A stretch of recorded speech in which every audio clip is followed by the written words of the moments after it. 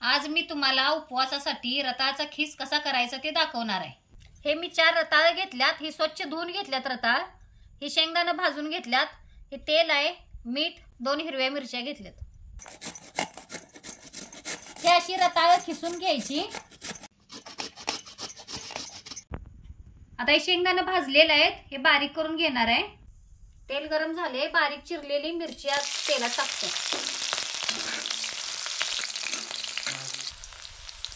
आता ही मिरची अशी चांगली भाजून घ्यायची।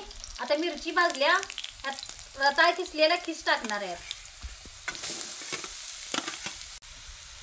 तेलात आता खीस कसा चांगला भाजलाय बघा।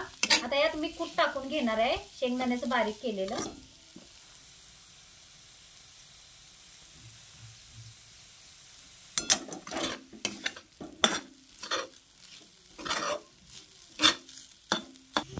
आता यात थोडंसं मीठ टाकून घ्यायचं।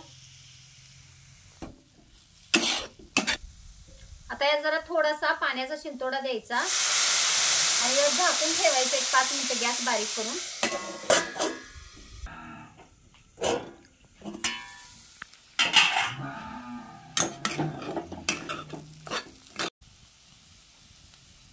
आता हे शिजलंय बघा खीस कसा, असा चांगला शिजून द्यायचा।